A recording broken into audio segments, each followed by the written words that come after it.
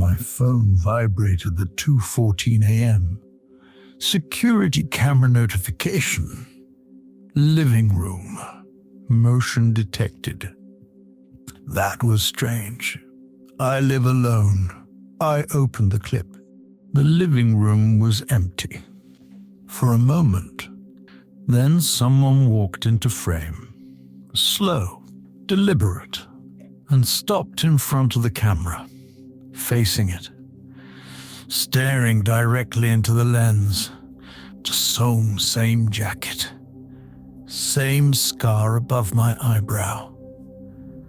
And according to the timestamp, the recording started 20 seconds ago. While I was still in bed, I sat up slowly. The house was quiet, too quiet. No footsteps, no doors moving, no sound at all. I looked toward my bedroom door, closed. Exactly maybe the timestamp was wrong.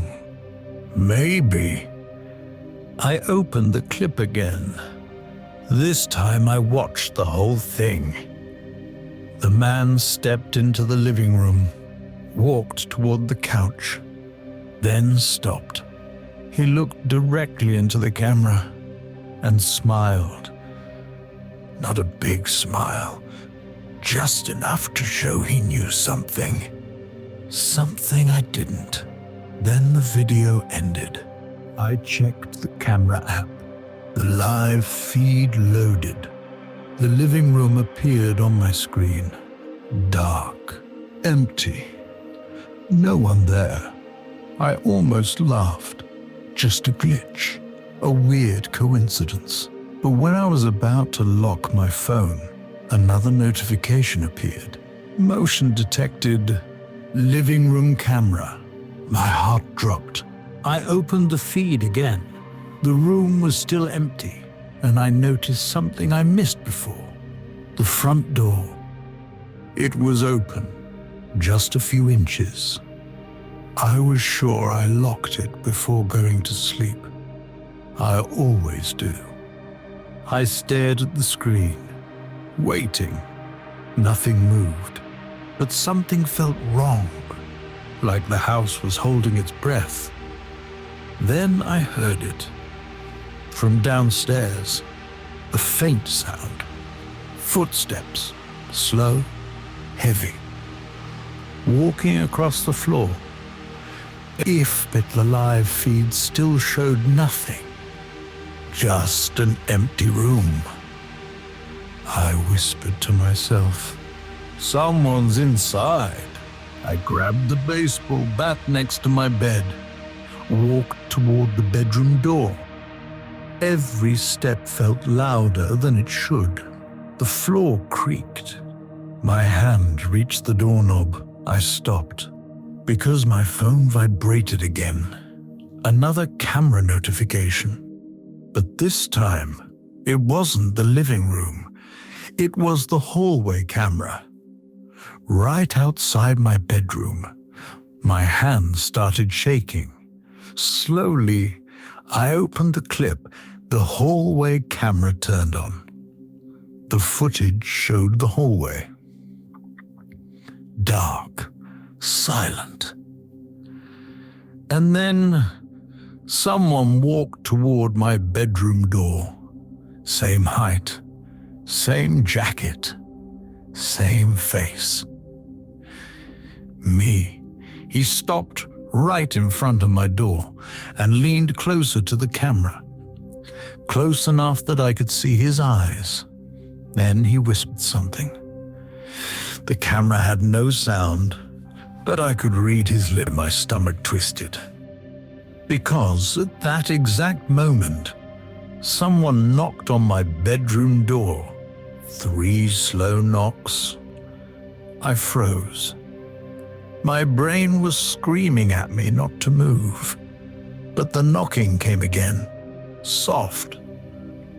Patient. Like whoever was outside knew I was already awake. I looked back at my phone. The hallway camera feed was still running, but the man wasn't there anymore. The hallway was empty. The knocking continued. 3 more knocks. I forced myself to speak. "Who's there?" Silence. Then, my own voice answered, from the other side of the door. "It's me." Every hair on my body stood up, because the voice sounded exactly like mine. Same tone, same breathing, same hesitation. The voice spoke again, calm, almost friendly. "Why?" I asked. The voice laughed quietly and said something that made my blood run cold. "Because I'm still outside." I looked back at my phone. The living room camera was still open. The front door was still slightly open, and someone was standing in the doorway, watching the hallway, watching my bedroom, watching me.